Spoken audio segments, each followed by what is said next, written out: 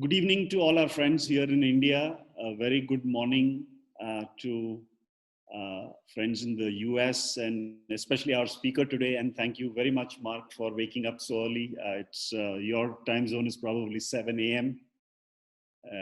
We really appreciate your waking up so early for this. The IIT Alumni Center in Bengaluru has been holding these webinars almost on a weekly basis. We do realize that there is a lot of webinar fatigue happening, given that everyone is a fan of Zoom these days. But we've tried to pepper our webinars with multiple flavors. Apart from the topics, we've also had people from around the globe. I think somewhere around the 5th or the 6th webinar, along with Professor Sitaram, director of IIT Guwahati, we had a professor from Australia who kind of worked in tandem with him. Our 20th webinar was with Lord Martin Rees, England's Royal Astronomer, Master at Trinity, and the Templeton Prize winner.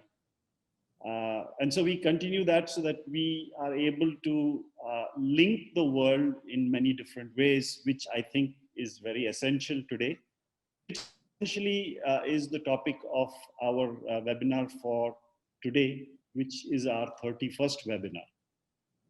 I'm delighted to introduce Professor Mark Wrighton, Chancellor Emeritus at the Washington University of St. Louis.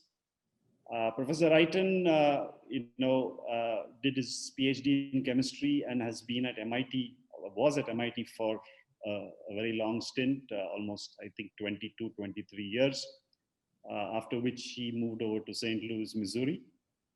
And he was the Chancellor and now currently Chancellor Emeritus. He's on the board of trustees of the Institute for International Education, and also, as I discovered a few minutes ago, on the MIT's governing board. And besides that, with industries on the boards of Corning, Cabot Corporation, and Brooks Automation. India's NACI made him a foreign fellow a few years ago, and he's also a fellow of the American Academy of Arts and Sciences, as well as a member of the American Philosophical Society. So welcome, Professor Wrighton, to this webinar, and we look forward to hearing from you on how collaborations can happen across the globe. It may not be out of place to mention that Professor Wrighton was involved in setting up meaningful relationships between IIT Bombay and IIT Delhi with Washington University. So I'm sure there will be some references to that. Moderating this conversation today is, our Indian equivalent, Professor Ashok Mishra. Multiple hats, starting from being an alumnus of IIT Kanpur, on the faculty at IIT Delhi, director of IIT Bombay, chairman, board of governors, IIT Roorkee, member of the IIT Council, and probably a couple of pages worth of committees related to the IITs that he's been involved in. For us, I think the most meaningful one that he's president and the founder president of the IIT Alumni Center, Bengaluru, which is the one that's hosting this. Welcome, Professor Mishra, to this evening's conversation. Won't take any more time. Over to you, Professor Wrighton, so that you can take this and talk about how we can all collaborate. Something that's essential and in this current post-pandemic world might make a lot of sense. Thank you very much. It's very generous of you to include me in this webinar series. I'm delighted to have this opportunity to speak with great friends in India, and a few people are up early here in America, I expect. Thank you all for joining this evening and this morning in America. We have had a very long stint of engagement with India. And I myself made my very first trip to India 20 years ago in 2001. I had a wonderful experience with Washington University colleagues, and I vowed that I would return many times and work to strengthen partnerships with important institutions like IIT Bombay and IIT Delhi, and our friends and alumni, parents of students. We're really grateful that you have stepped forward and enhanced our opportunities for engagement around India. This morning in St. Louis, I know that one of our great alumni, Pratim Biswas, is on this webinar, and I'm deeply grateful to Pratim and other distinguished people who were educated in India who are now on the faculty of Washington University. They have made enormously important contributions to our success here, and they have been very, very helpful in helping us build partnerships in India. I'm going to have the opportunity now to share my screen, and I will proceed to make a presentation that will focus on the importance of international collaborations in education and research.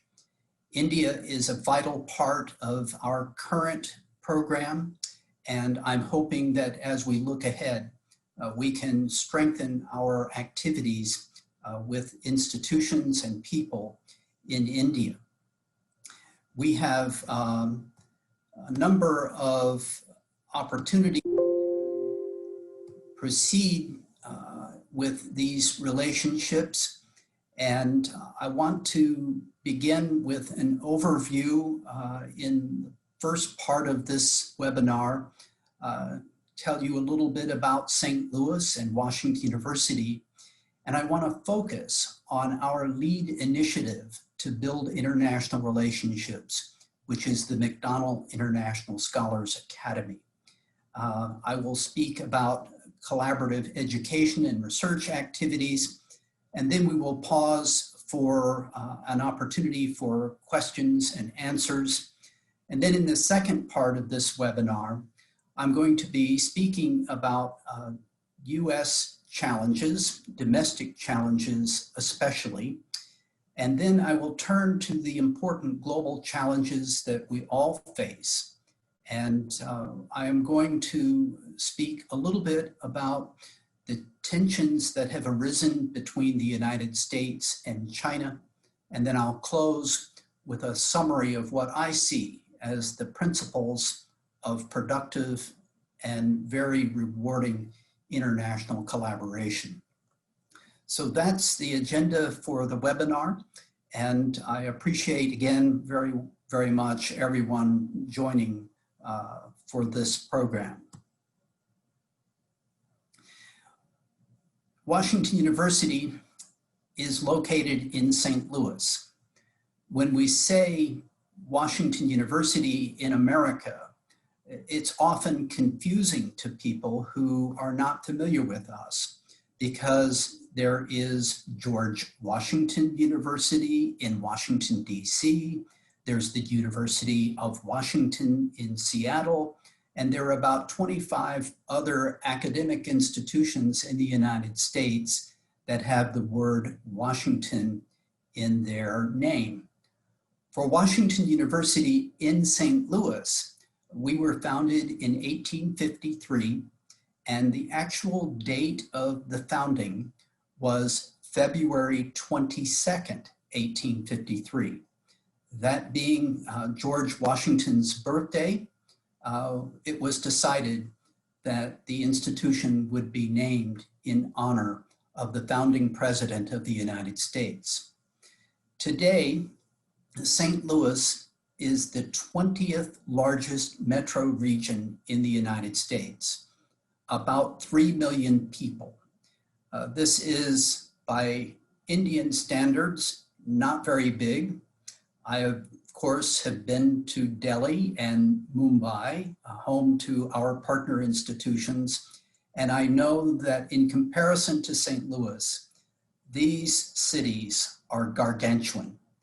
And yet St. Louis has many assets that will be common to strong urban areas. And we have really great cultural and educational institutions here. We're located in the middle of the United States on the banks of the Mississippi River. And for a long, long time throughout the history of this community and continuing to today, the Mississippi River is a vital asset in our region. At the time of the founding of Washington University in 1853, St. Louis was arguably the most important city in North America. Indeed, this was the staging area for the development of the western part of the United States. Hence, we are known as the gateway to the West. This image is at the riverfront, and the iconic arch that you can see is a symbol that we are the gateway to the West. This image is typically one that takes place on the celebration of Independence Day on July 4th every year. The downtown area of St. Louis is increasingly vibrant, and this is a great reminder of our history, both as a city and as a country. Washington University today is a medium-sized research university. This is an image of what we call the Danforth campus. This is looking from the east to the west, and in the center is the iconic Brookings Hall, which is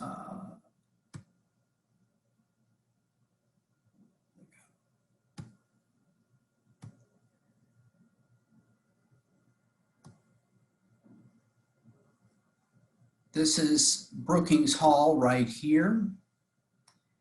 And this image of the campus is one that is coming close to reality.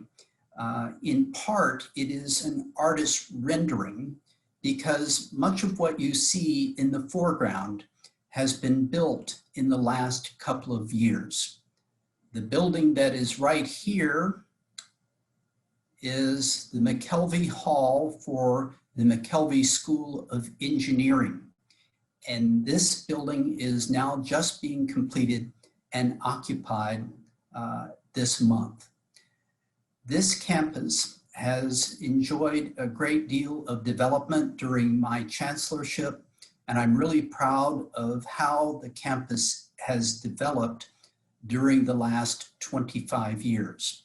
Approximately 50 buildings have been added to the campus in the last 25 years, and that includes this campus and the School of Medicine campus, which is to the east.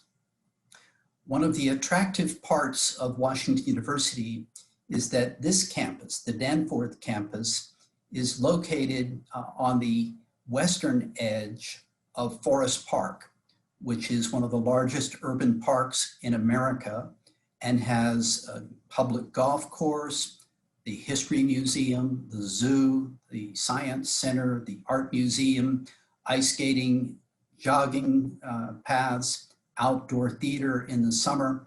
It is a tremendous asset for all of us in St. Louis, and in particular for the Washington University community of students, faculty, and staff. On the eastern edge of this campus, eastern edge of this park, is the School of Medicine, which is one of the largest and strongest of its kind in the United States. It's one of the largest employers in the city of St. Louis, and we are at the forefront of many areas of advancing human biology. The university, as I mentioned, was founded in 1853. now medium size, roughly half undergraduates and half graduate and professional students. And we have a total number of employees of 15,000.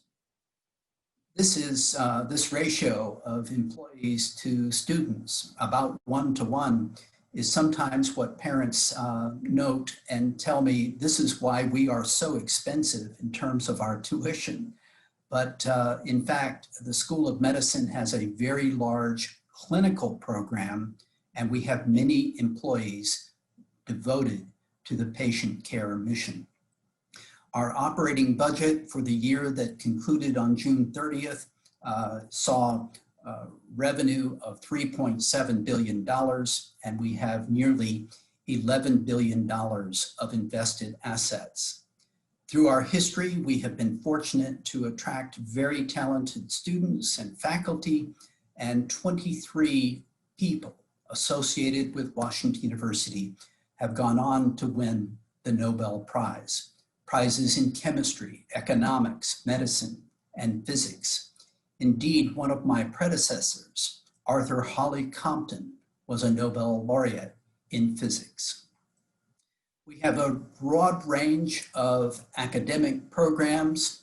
We don't do everything, but we have a very strong, comprehensive undergraduate experience. The largest undergraduate program is in arts and sciences, but we have undergraduate degrees in business, in design and visual arts, and in engineering. Law, medicine, and social work only have graduate and professional programs. So these are the 7 schools of the university, and you can think of Washington University as a college surrounded by great professional and graduate programs. All 7 schools have graduate and professional programs, and law, medicine, and social work have premier programs, but do not have undergraduate degree programs. Now, turning to really the subject of this webinar, we have been involved in international education and programs for more than a century. We have long had international students. Currently, 3,200, about 40% of our graduate and professional student body come from another country. Additionally, over 700 undergraduate students, approaching 10% of our undergraduate student body, are from another country. Most of these international students do indeed come from Asia. Large country sources include China, Korea, India, but many countries are represented. Of the order of 100 countries are represented in the student body of Washington University. There's been a lot of discussion in the United States in the last 4 or 5 years about the importance of international partnerships. Some have been critical, but one of the noteworthy facts is that about 1/3 of the faculty of Washington University were born in another country. Reflecting back on my MIT experiences, we found in a survey during my tenure as provost that, again, about 1/3 of the MIT faculty were born in a country other than the United States. The United States has thrived because we've been able to attract and work with talented people from everywhere. And it is my hope that this engagement will continue. And I know that we have had many, many people from India, and we look forward to expanding our relationships. It was in my first year as Chancellor that I decided that Washington University needed to build an infrastructure for the development of its international partnerships. As I note here, we had long had engagement with international students, but we did not have a proactive, well-defined program for engaging internationally. As I took up my first year, it was decided that we would focus initially on Asia. We decided on the focus on Asia because of the economic growth, the large population, our attraction of talented students, our engagement with faculty originally from Asia. And we, of course, felt that we should develop strong ties with this important part of the world. So in my very first year, we formed an advisory council for Asia. And this International Advisory Council for Asia consisted of individuals who lived and worked in Asia, distinguished alumni of Washington University, parents of current and former students, individuals who made great contributions in their regions and had a tie to Washington University. We had of the order of 25 members of this important International Advisory Council. And one of the key leaders from India was Gurpreet Singh. Now, sadly, he has passed, but he was instrumental in helping us build strong ties in India. And I'm so proud to have come to know him and his family. And I understand that Punita is on this webinar this evening. Thank you, Punita, for joining us and for continuing the great family tradition of engagement with Washington University. We have had many others who have helped us along the way, but this conscious effort to build relationships in Asia was very, very important for a number of reasons. When we started, we did not know very much about Asia. And meetings of the International Advisory Council took place approximately every 2 years or every 18 months, picking a major city in Asia. This began in the fall of 1996, and our first meeting was in Taipei, Taiwan. And we have visited Singapore, Hong Kong, Seoul, Korea, Shanghai, Beijing, Bangkok. And in 2001, my first trip to India was in connection with the meeting of the International Advisory Council for Asia, hosted by our member, Gurpreet Singh. This led to the development of what we now call the Mcdonald Scholars Academy. At our meeting in Seoul, Korea, in the summer of 2004, I presented a concept that ultimately became the Mcdonald International Scholars Academy. This is a partnership model, and it was undertaken to broaden international cooperation and understanding among people and institutions of the world. It's been named in honor of John F. McDonnell, a former chairman of the board of Washington University. His father was the founder of McDonnell Aircraft that became McDonnell Douglas, that was merged to become the Boeing Company. John has been an advocate, a wise counselor, and a supporter of the Mcdonnell Academy. And his leadership has been inspirational. He was one of the key members of the International Advisory Council from Asia, and he was a participant in every one of the 15 meetings that we've had of the International Advisory Council for Asia in Asia. So John is a tremendous individual. He continues to be active and we're welcoming his support and leadership. Programs like this do require academic leaders, and importantly, I was able to attract Professor James V. Wertsch to become the founding director of the Mcdonnell International Scholars Academy. You see here Jim taking part in what appears to be a really impressive cultural event in India. He's been a tireless and creative worker, and he has done a fabulous job as our very first Vice Chancellor for International Affairs and Director of the Academy. He has been succeeded recently by Professor Kurt Dirks. Kurt is a distinguished leader in our John M. Olin School of Business, and he assumed the leadership of the Mcdonnell Academy just 2 years ago in 2019.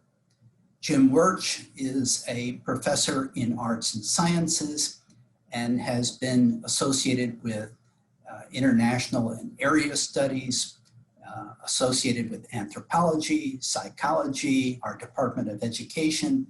He is a scholar who's very broad and has built the Mcdonnell Academy to what it is today. Kurt Dirks has brought new vigor and creativity to our effort, and I'm really pleased with the progress that he has made. The Mcdonnell Academy, as I mentioned, is a partnership model, and I'm really proud that Dr. Mishra, who was director of IIT Bombay in 2005, 2006, was receptive to my invitation to have IIT Bombay become one of the founding partners of the Mcdonnell Academy. And I am deeply grateful to Ashok for his support and his encouragement in connection with the partnership.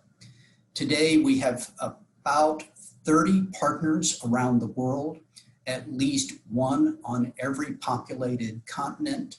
And we're grateful that IIT has been a key partner, perhaps the strongest partner in terms of collaborative education and research of all of our partners around the world. Ashok was succeeded by Devang Kakar, and he has also done a fabulous job in encouraging our partnership. The heart of the Mcdonnell Academy are the Mcdonald Scholars. We try to recruit 1 or 2, maybe 3 scholars from each partner institution. These are individuals that we believe are destined for global leadership, and they are extremely talented people. They come to Washington University for a degree program in any one of our 7 schools, and they take part in special programs that are designed for the Mcdonnell Scholars. These include leadership training, cohort trips to New York and Washington, D.C., and special events here in St. Louis. Another part of the Mcdonnell Academy that's crucial are the ambassadors, the faculty ambassadors who are our liaison to our university partners. We seek to recruit very distinguished members of our faculty to serve in this capacity, and they build collaboration and education in education and research. The ambassadors are key contributors to our success. The founding ambassador to IIT Bombay was Pratim Biswas. Professor Himadri Pakrasi is now the ambassador to IIT Delhi, and each has been a key contributor. Pratim Biswas, sadly, is leaving to go to the University of Miami as Dean of Engineering. I wish him well. I'm very proud of his contributions here, but we're going to miss him. He will be succeeded by Rajan Chakrabarti as our ambassador to IIT Bombay, and we're looking forward to Rajan's contributions in the future. But here are the photographs of Professor Biswas Bakrasi and another Professor Trani, who is our ambassador to the Tata Institute of Social Sciences, our other partner in India. These individuals, and now Professor Chakrabarty, are key in terms of building the relationships with our partner institutions. We've also been proactive in engaging the Indian community, both in St. Louis and nationally. Some time ago, we were able to host India's ambassador to the United States to our campus, and she gave a very impressive lecture. You see here on the extreme right, Professor Biswas, then Professor Gautam Yadama, who was a former ambassador to Tata Institute of Social Sciences, and then of course, Director Devang Kakar of IIT Bombay. I'm deeply grateful to all of these individuals for the important work they did in bringing about this important event. We've also had on campus, thanks largely to Prateen, we've had IIT alumni on our campus for special engagement. Here is an illustration of an event that took place just 5 years ago when we hosted the Faculty Alumni Network of IIT Bombay. And this kind of engagement has stimulated important relationships with faculty around the country and around the world. One of the things that came from this engagement was a very interesting interaction with Rakesh Mathur. You may know him. In any event, he is an IITian and he is an entrepreneur based in the Bay Area in the United States. He attended one of our programs for IIT alumni, and he has partnered with our Department of Radiology, which is one of the largest and strongest in the world. And that Department of Radiology has a tremendous library of images. And Rakesh and his colleagues have formed a company called White Rabbit AI. This is a company that is developing the use of artificial intelligence to do a better job in diagnosing breast cancer. So this is a tangible outcome from some of the important work that we have done to partner with IIT alumni, and I'm hoping for more. St. Louis today has become one of the strongest startup cities in America. We have really great new companies being formed, and we have 3 areas of activity. One is around the Donald Danforth Plant Science Center in the area of agricultural biotechnology. The Danforth Plant Science Center has become the largest independent plant science research center in the world, and there are new companies being spawned. One of the most successful is a company called Benson Hill, with already 200 employees and a new corporate headquarters near the Danforth Plant Science Center. A second area of activity in connection with startup activity is called T-Rex. This is located in downtown St. Louis, not very far from the riverfront. And this organization is home to hundreds of new IT startups in the St. Louis community. The third area of activity is what we call the Cortex Innovation Community. This is located between Washington University School of Medicine on the west and St. Louis University on the east. This is an area which has now attracted a large number of startup companies A few mature companies like Microsoft and the Boeing company have innovation centers there, and 5,000 new jobs have been created in the Cortex innovation community. I'm hoping that we will be able to work with other IIT alumni to participate in programs like this in St. Louis. Of course, we're on the ground in India also, and one of the programs has been led by Pratim Biswas, now being led by Rajan Chakrabarti.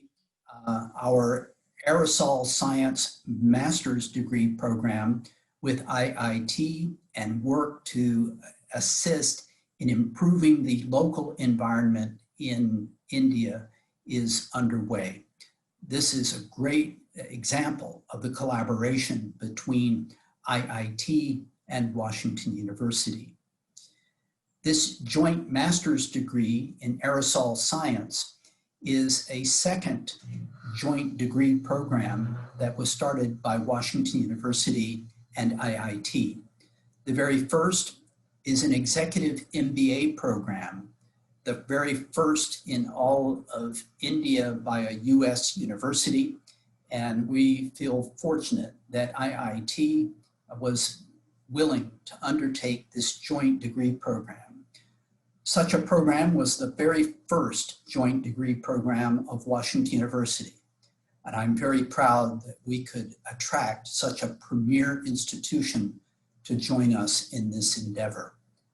We both have something to gain from this engagement, and we believe that we can contribute significantly to the educational achievement of people from India who will emerge as leaders in business. The Mcdonnell Academy is a pretty expensive undertaking. In part, it's expensive because we support the entire expenses of all of the Mcdonald Scholars. The Mcdonald Scholars are supported with their full tuition, a living allowance, a travel award to come to St. Louis, and typically a travel award to return home at least once a year. We have been able to attract significant endowment for this program. We've attracted at least $75 million, and I'm very grateful that John McDonnell himself committed $30 million to this endowment. But importantly, we have attracted endowment commitments from outside the United States. I think this signals the importance of the program to communities outside the US in cities where we have partners. These include commitments from individuals and organizations in Hong Kong, Singapore, and Seoul. We also have commitments from corporate sponsors to provide current support for Mcdonald Scholars. And of course, Washington University, with all 7 schools benefiting from the program, are providing additional financial support. So this has been our lead international initiative, and I'm so pleased that India has been a great part of this important initiative for Washington University, and I believe that we are poised to do even much more as we look to the future. In terms of the scholars, we have about 100 scholars at steady state, well over 100 alumni now of the Mcdonald Scholars program. We have scholars from all around the world, and they are, of course, intellectually diverse. The degree programs range from architecture to history to business, engineering, chemistry, my field. It's a very diverse group of scholars, all dedicated to emerging as global leaders. And one of the things that gives me great pride is that our Mcdonald Scholars as alumni have been able to attract very, very important positions to begin their careers. And I'm especially pleased that we have been able to have Mcdonald Scholars become members of the faculty of our partner institutions. We chose our partners because we believe they are the most outstanding institutions, and having our Mcdonald Scholars populate their faculty is a real honor. And in practical terms, these Mcdonald Scholar alumni who are on the faculty of our partners will be key to sustaining our productive relationships long into the future. Let's take a break now, and I will stop sharing my screen, and we can take some questions. Thank you, Mark, for lucid presentation. Mcdonnell Academy, of course, produces an ideal win-win situation between Washington University and partner institutions. I was wondering if there are any other examples of Mcdonnell Academy type of an approach at other universities in the US? Are you aware? Yes, there are efforts by other universities to engage internationally. For the United States, I think it's extremely important that our domestic students have the opportunity to study abroad and to be on the campus of institutions like IIT Bombay and others around the world. And at Stanford University, they have created the Hennessy Knight program, which has some elements in common with our Mcdonnell International Scholars Academy. Stanford has attracted very talented international students for a long time, just as we, and they have focused in the Hennessy Knight Scholars Program in a way as we have. But no institution has all of the dimensions that we have. At Stanford, for example, their program does not include a focus on a relationship with premier academic institutions where they're recruiting the Knight Hennessy Scholars. Our program is broader than just the approximately 100 Mcdonald Scholars. We're looking to engage more of our faculty and more of our students, along with students of our partners in the collaborative education and research programs, like the master's degree in aerosol science, the executive MBA program, and we have, thanks to our ambassadors, been able to attract government support both from India and the United States to support collaborative programs that engage faculty beyond the ambassadors and students beyond the Mcdonald Scholars. Yeah, so this, I know about this executive MBA program also, which started after I had left IIT Bombay. Could you highlight what was the driving force for, I mean, I know you're the first one to do that in India, and I'm very glad it's happening. But what was the driving force to have a program like that in India? Well, when I came to Washington University, as I noted in my early remarks at this webinar, Washington University was struggling to be identified. We're in St. Louis, where St. Louis is not one of the very famous cities of America. We're not San Francisco, New York, or Washington, DC. So I felt that we had to be proactive in developing a program that would build our visibility and enable us to attract extremely talented graduate and professional students. Mm-hmm. The 100 Mcdonald Scholars is a very, very small fraction of our graduate student body.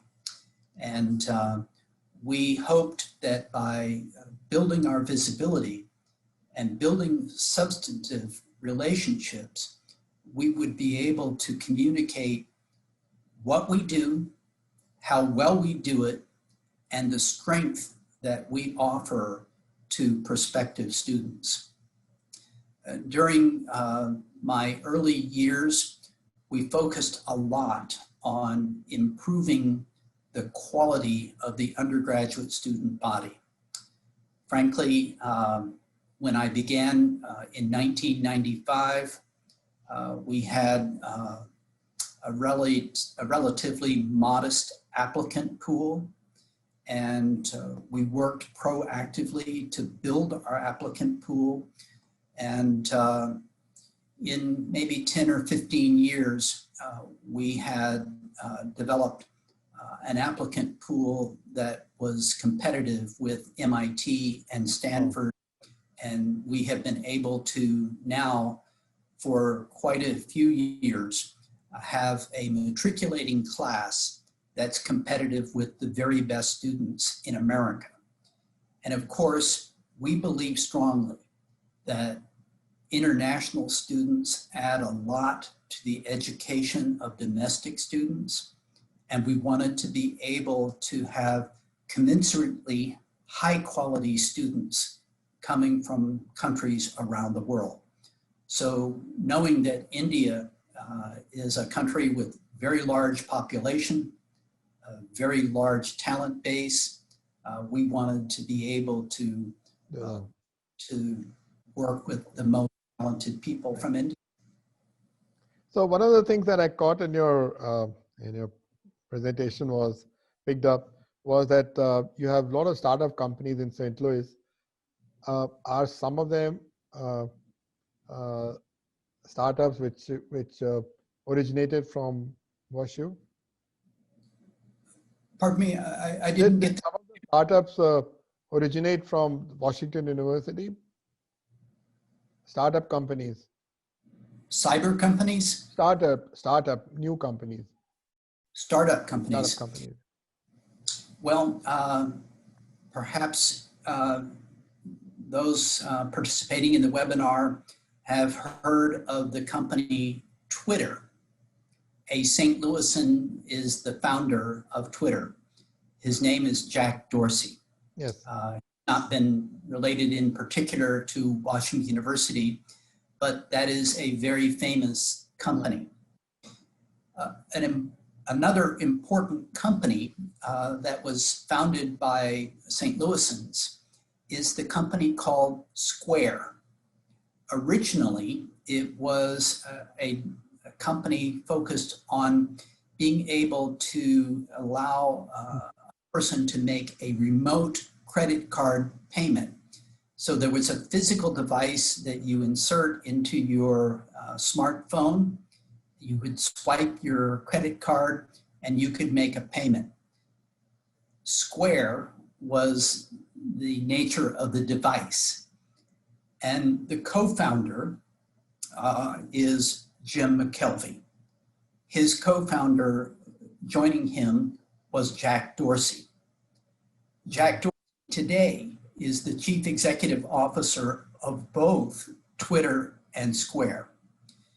Jim Mckelvey is an alumnus of Washington University, a degree in both engineering and economics. He is a tremendous innovator, and he's a very interesting individual. He is the son of the former dean of engineering, Jim Mckelvey Sr. Now recently passed away, but when Jim Mckelvey Sr. was dean, his son, young Jim, as a boy, said, "Dad, when I grow up, I'm going to name a building for you." And he co-founded Square. And as he got that underway, he approached me and he asked, how much would it take to name a building for my father? And I told him, well, it depends on the size of the building, but we wouldn't want to build a small building, so we would be expecting $15 million as what we call a naming gift. And he said, well, I'm gonna try to do that. And when Square went public and he had liquidity, Jim Mckelvey fulfilled that promise. And the building that I showed in my slide is now being completed, Mckelvey Hall. It's a beautiful facility for computer science and computer engineering. At the time that Jim Mckelvey fulfilled his gift commitment, Square was trading at $12 or $13 per share. And our policy is that when a gift comes in, a publicly traded security, we will sell it to realize the gift purpose. This was intended to provide $15 million. So we sold the shares and realized just a little over $15 million, and we were happy. Today, Square is trading at over $200 a share. And the market capitalization of Square is about $100 billion. Wow. Has a big facility now in St. Louis. We're very proud of Jim Mckelvey, and subsequent to his $15 million commitment, he made another larger and magnificent gift that now has our School of Engineering named in honor of James Mckelvey. Excellent. So we have lots of startup companies. I wish we had more like Square and Twitter, and I think Benson Hill out by the Plant Science Center is one of the most successful already. Yeah, I think I let you go to the second part of your presentation, because time is also moving along. Okay. All right. Second part will be a little shorter. I'm going to move to share my screen.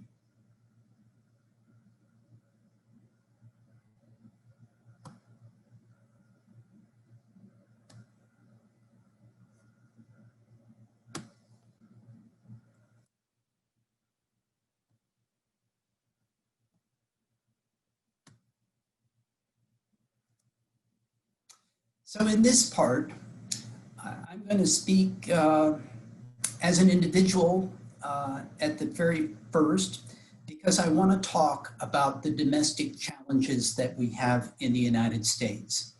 I want to underscore that the views I'm going to share are my personal views. They're not necessarily the views of Washington University. I'm not speaking for Washington University.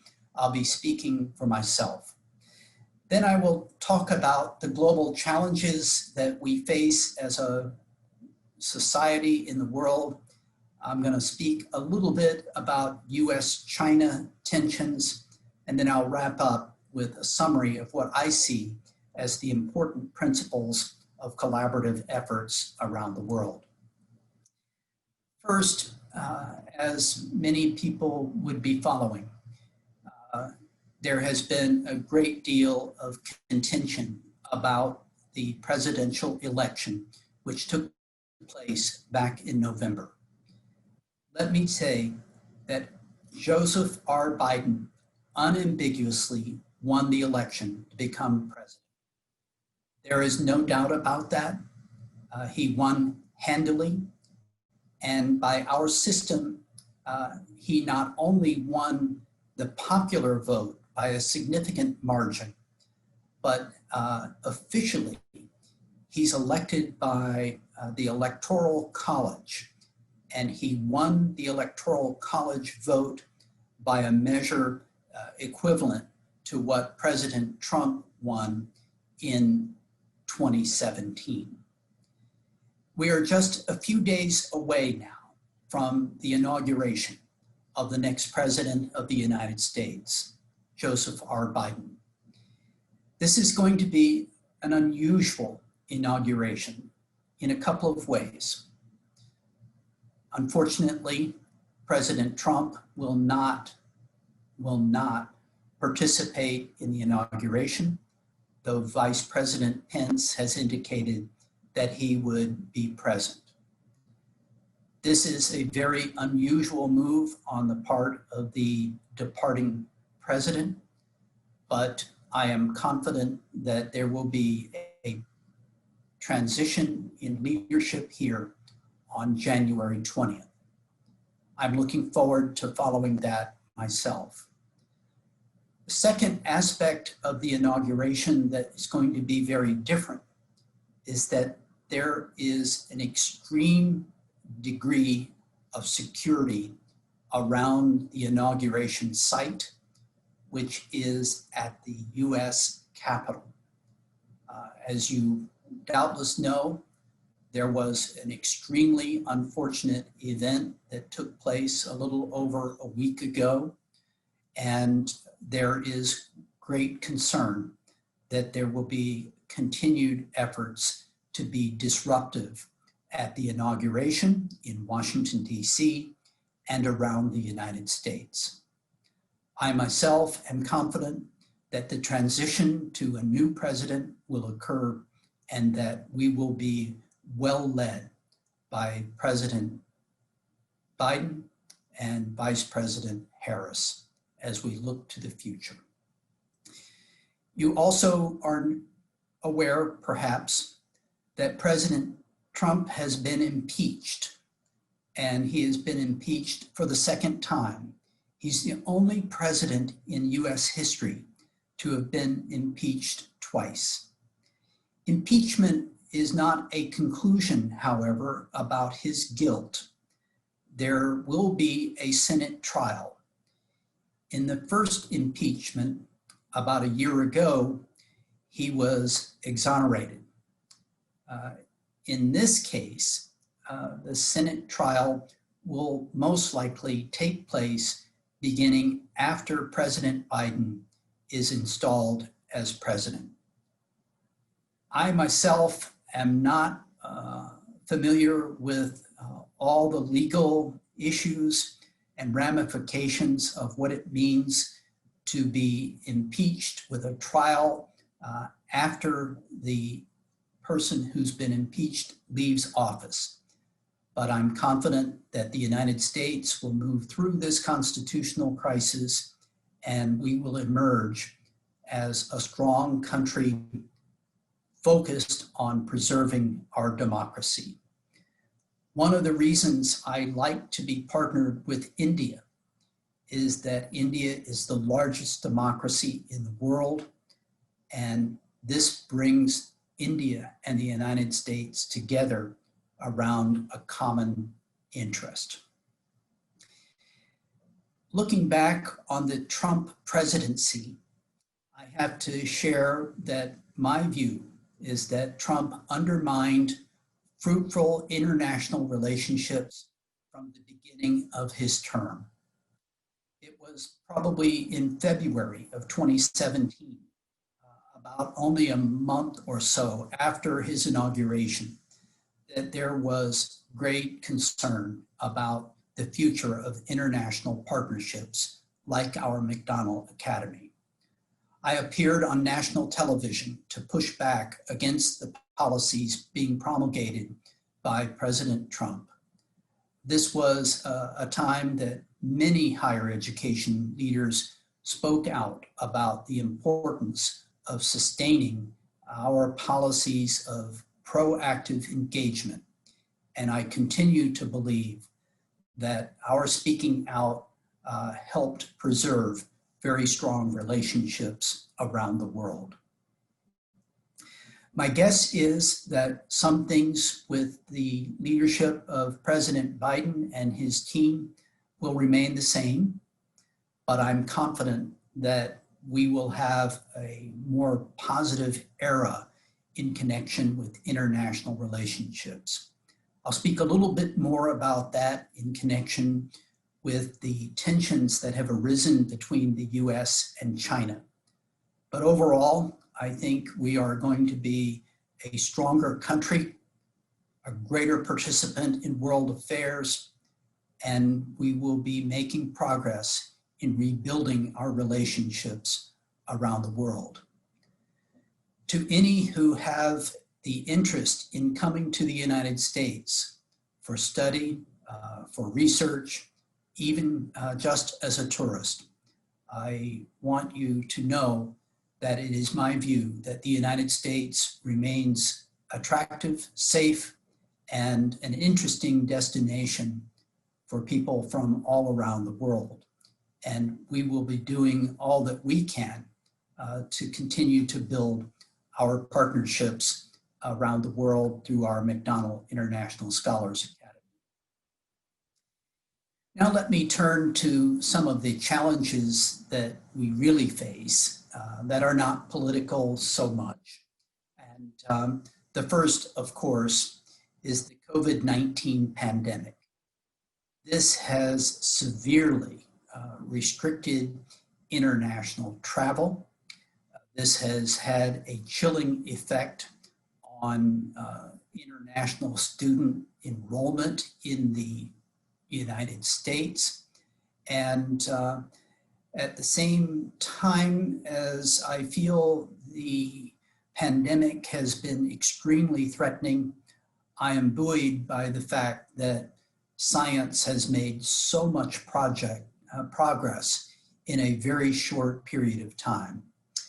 There are now vaccines that are available. I understand that in India, a massive effort is underway today to vaccinate a very large number of people. In the United States, Pfizer and Moderna have already been approved for vaccine use, and vaccines are now being administered. We have about 30 million doses available.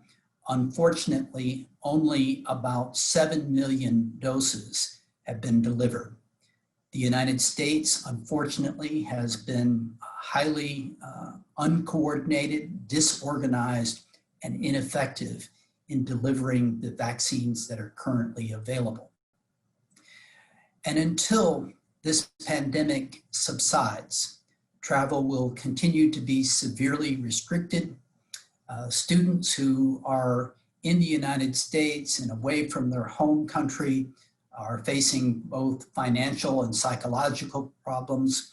And of course, those who contract the virus are concerned about their own physical health. The decline of the global economy is another challenge stemming from the pandemic. And there are predictions that we will bounce back. The question is when and how far. Another threat to our future, and I think unfortunately promulgated by President Trump, was extreme nationalism. But that's not unique to the United States, and this will threaten future international collaborations.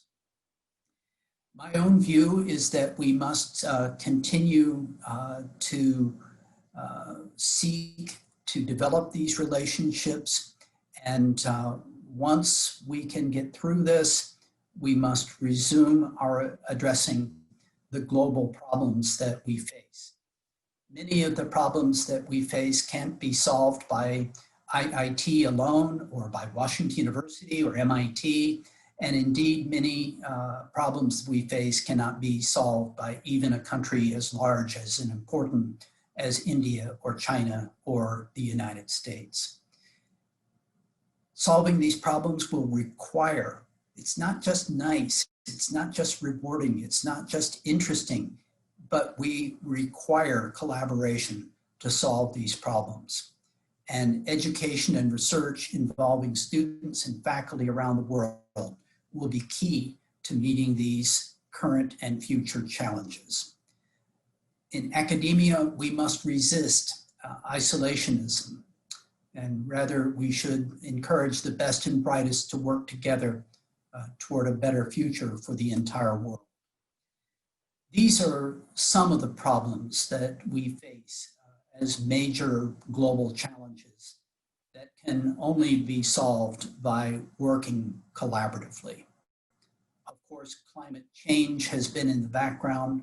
I'm really excited that Biden has already indicated that the United States will resume a leadership position in addressing climate change. Issues around energy, environment, and sustainability have been from the outset key areas of collaboration in connection with our Mcdonnell International Scholars Academy.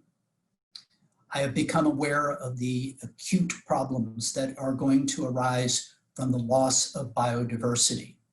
I'm really pleased that we have been able to recruit Jonathan Lassos to Washington University. He's leading a new initiative that involves the St. Louis Zoo and Washington University. It's called the Living Earth Collaborative.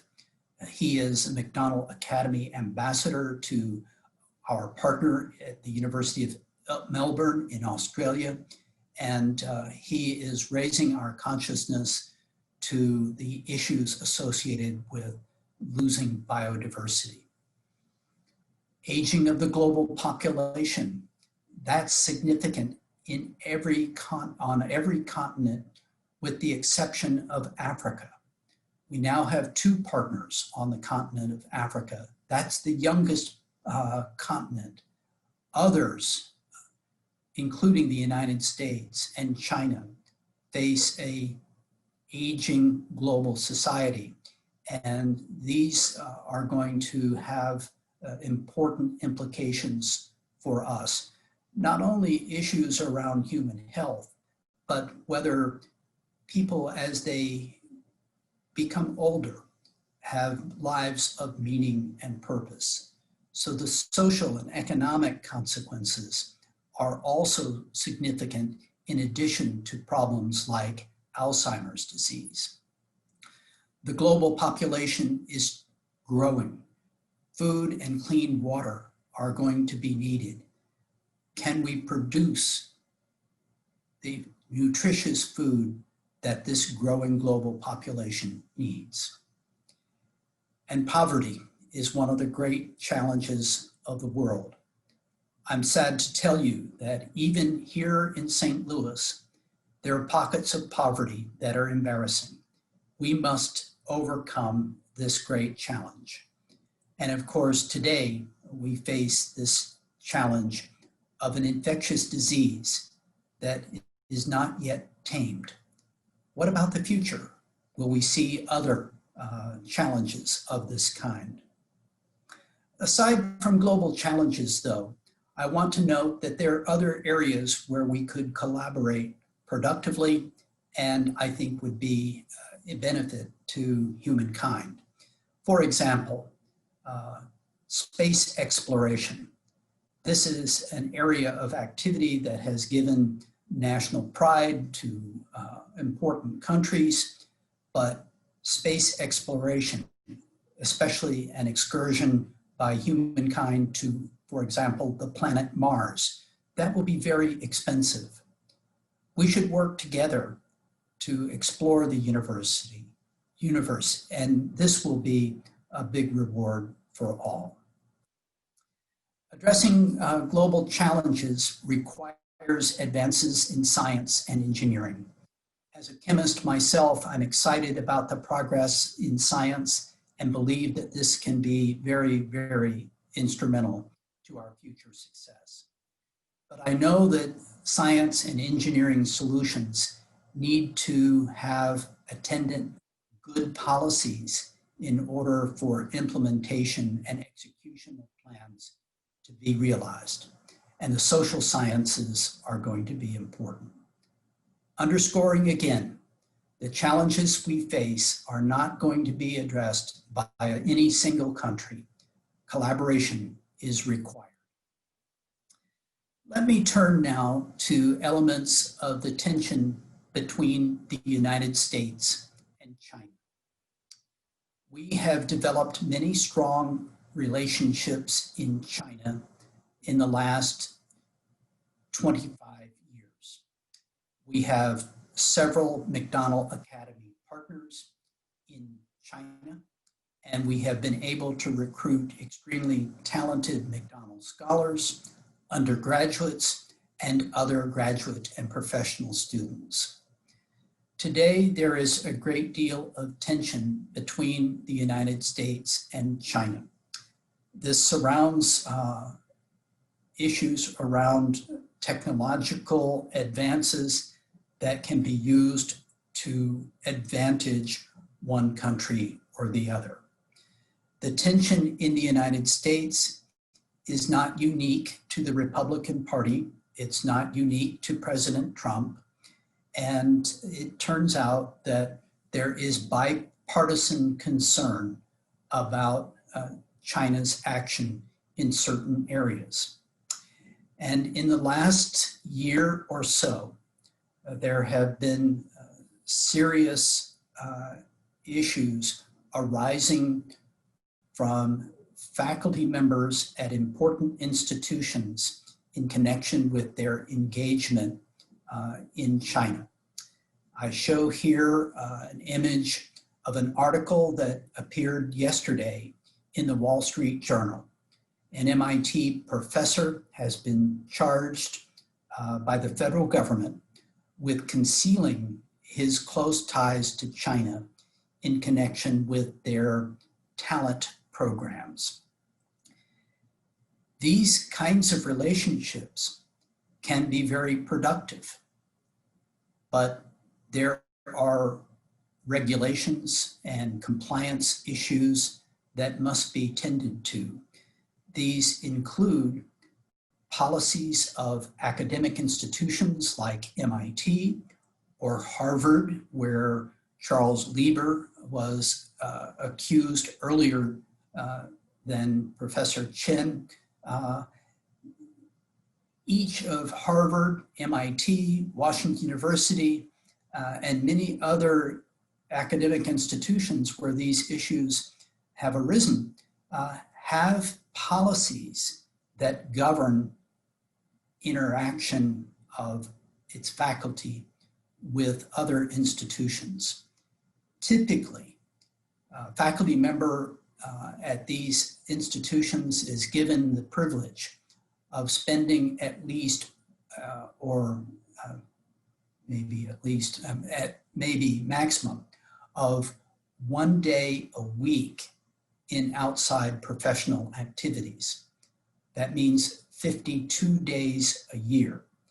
An individual can be involved in activities, and typically these institutions require reporting not only the amount of time, but the nature of the engagement. Some institutions require that there be reports about the financial relationship in connection with the outside professional activities. These high-profile cases of Professor Charles Lieber, the former head of chemistry at Harvard, and Professor Gang Chen of MIT are compromising our ability to productively move forward with international collaboration. I do not see that the tension between the United States and China will subside easily. It's very likely that President Biden will continue to have very strong compliance issues around relationships of US faculty who receive federal support and their relationships in other parts of the world. We're all required to be in compliance with those rules, regulations, and laws. So this is an area of concern as we look ahead. From my perspective, there are a few principles that we should preserve as we look ahead. I believe the words openness, transparency, integrity are ones that should be used to describe strong international collaboration among academics.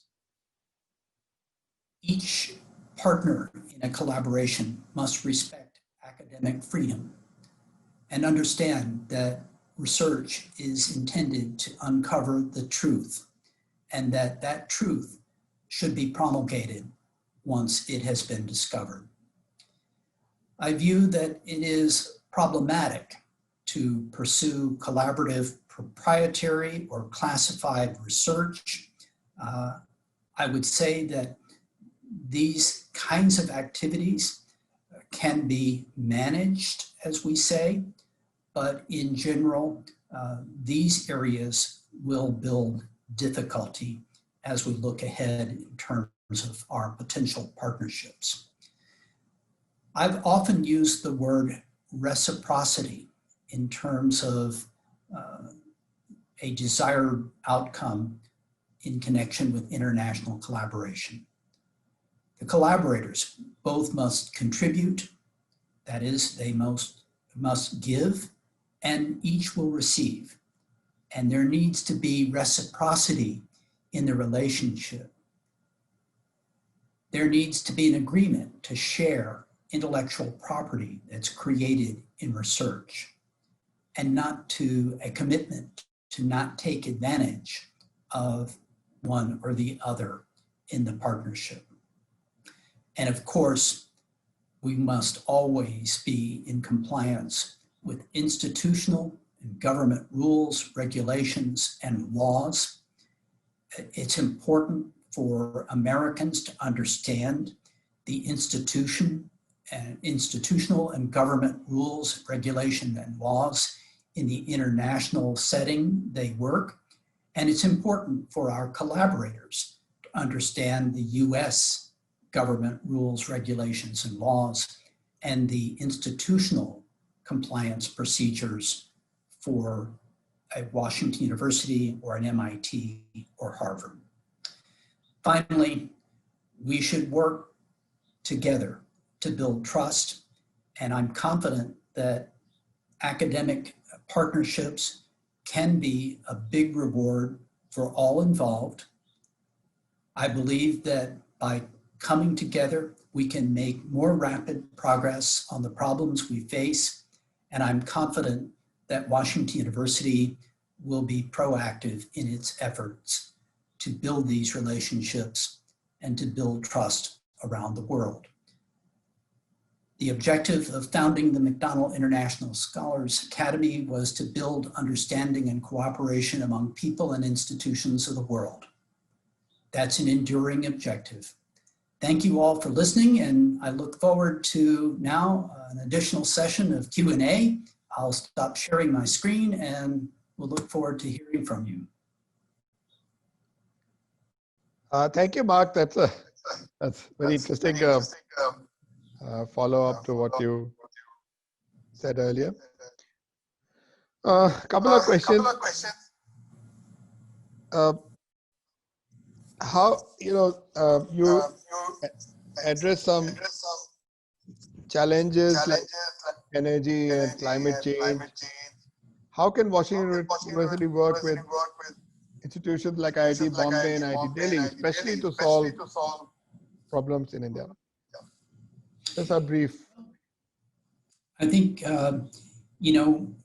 we have now one of the strongest relationships of any of our partnerships with IIT. And I think we have really outstanding Mcdonald Scholars who've come from IIT. We have faculty relationships. We have a Mcdonald Scholar who's on the faculty of IIT Bombay. And I believe we have the basis for important collaborations. So I think it's important for us to meet together, identify the problems we want to solve, and then bring together the faculty and students who can address them. And we can attract the support we need for these programs from a combination of the Indian government, the US government, and foundations and even individuals. Good. One of the questions is not directly related to what you presented. Is it possible to develop a model to fight with any type of pandemic,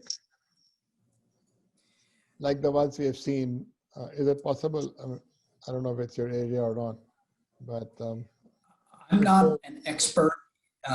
but I'm an organic chemist, I know. but I followed closely what's taking place in the biomedical research areas. And I will tell you this, that the United States has had a very, very serious problem in the last 13 months. It really began just around this time last year. And we've had lack of leadership centrally. And despite that, there has been enormous progress in being able to address some of the problems. The illnesses that people come down with upon being infected are being more effectively addressed. And I believe that we finally understand how best to avoid spreading the virus. However, there's still a lot that we do not know. And I expect that there will be a very large investment in understanding pandemics and virology. And this is going to be an initiative I expect out of the US federal government. The Centers for Disease Control will be transitioning to a new leader.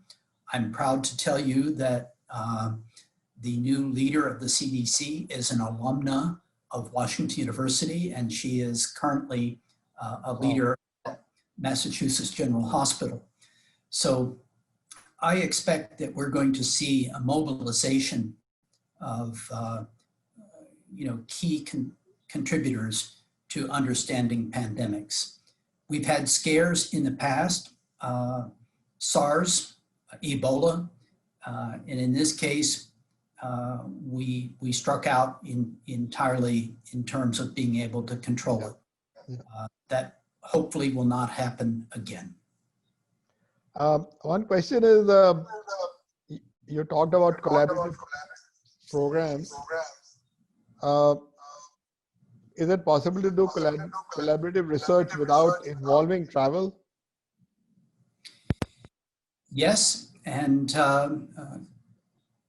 we have been amazingly, at least to me, adept at transitioning to online meetings and engagement, and a lot of progress that has been made internationally and nationally has been made through collaborations by online engagement. I think in terms of education, we clearly see that we can do it.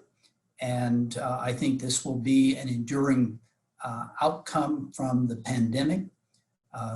This has been a major experiment. I hope we can learn from it. And both research and education have the potential to benefit from what we have been experiencing. Thanks. There was one question about how do you get admission in the medical school, but I'm advising on your behalf that the person can go to your website and get the details. I think that's not part of your presentation. So, admission to medical school is very competitive. It's even more so with the pandemic, with young people expressing an interest in diving in and helping out.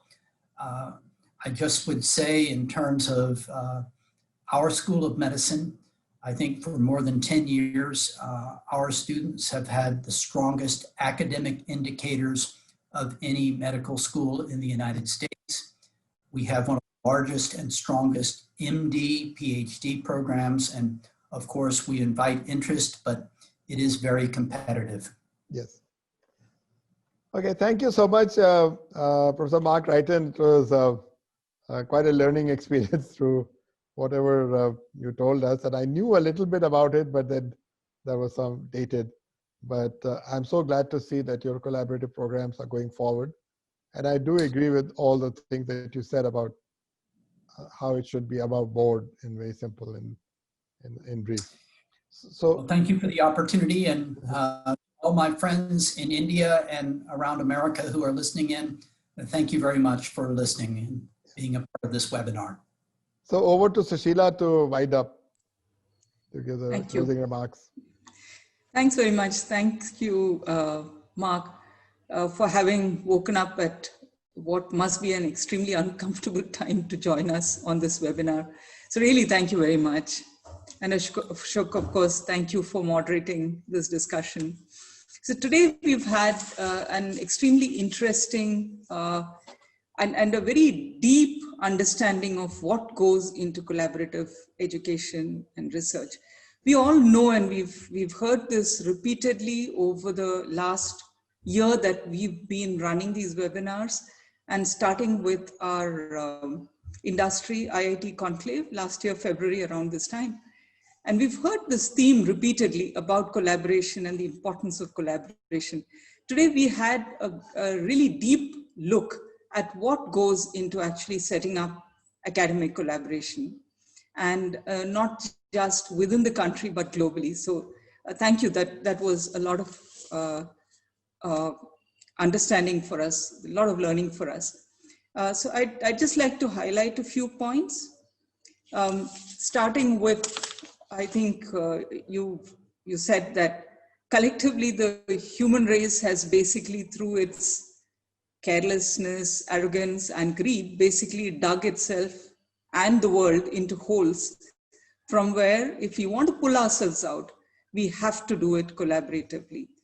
No single institution, no single country can do that on its own. So the only way we can do that if there is global collaboration. And you made that very clear to us. So the collaborations need to focus on solving specific issues. And Professor Wrighton today highlighted several of them, which I think we all know, and there have been a lot of discussions around them. Climate change, energy, sustainability, the drop in biodiversity, the aging and growing population across the globe, poverty that continues to haunt us in many different countries, and of course, the most topical of them all, which is infectious disease. And none of these can be solved by a single country or an institution. So we have to create meaningful collaborations right across the globe. And some of the challenges that Professor Wrighton highlighted today include things like while we still need to do all of this collaboration, the reality is that the global economy is on the decline. And thanks to the pandemic, we've now understood that travel is not as comfortable and as easy as it used to be. And then, of course, the whole political climate, which has resulted in extreme nationalism, and many of these issues. So it's not just about two academic institutions saying, hey, we are going to collaborate and solve something. There are many, many factors that come to play. And of course, the pandemic has changed the world as we knew it. It's not the same anymore. Wanted to bring up a little quotation from Albert Einstein, who said that an eventual world state is not just desirable in the name of brotherhood, but is necessary for survival. And we are kind of tending towards that is a key message I got from your talk today. And he also said, today, we must abandon competition and secure cooperation. Again, that was the theme of the entire discussion today. We took a very deep look at what it takes to create a global academic collaborations. And the level of detail that you have gone into is tremendous, Mark. And I must say, it's very, I think we've got a good understanding of the different aspects that need to come together to create these strong collaborations.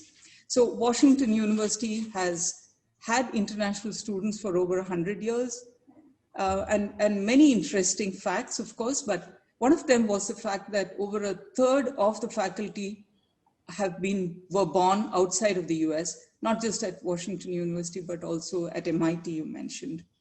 And some of the actions that have been taken to create create the strong foundation of collaboration in research includes things like, and you took India as an example and really talked us through it all, engaging the Indian community, not just the students, but the community itself. And I found it very interesting that you talked about the fact that the advisory panel also included the parents of students. Academic as well as business aspects are very much part of this. And then running joint programs in India. Some of them are generic like an MBA, but some of them are extremely specialized like aerosol science. And so these are real tangible ways in which these collaborations result in good things. And once again, we heard the theme of cross-discipline partnerships to solve problems. And again, this has been a recurring theme that we've heard. But intellectually diverse people need to come together to be able to solve the big challenges. And again, the importance of social sciences was something that Professor Wrighton today highlighted. The alumni of this program become faculty at the partner universities in their respective countries. So they carry with them this ability to think collaboratively and understand how this research can work across the world. And one hopes that over a period of time, that becomes the norm and becomes something that is easy to attain. And of course, Professor Wrighton concluded by telling us about the principles of collaboration, and all of it really revolves around building trust. So principles of reciprocity, values such as integrity and openness and sharing of IP, all of those are very key to making sure that collaborations do work. So thank you very much for that. We at the IIT Alumni Center Bangalore have been working to create collaborations between industry and the IIT system and the IIT alumni. And we hope that we certainly have learned from today's discussion. We hope that we can maybe explore a potential partnership with Washington University as well. So with that, thank you very much. And many thanks to our audience for having participated today. This webinar will be up on our YouTube channel. So please do look for it and please do join us in our future webinars as well. So thank you very much once again. Goodbye. Great wrap up. Thank you again. Good evening in India. Have a good day in America.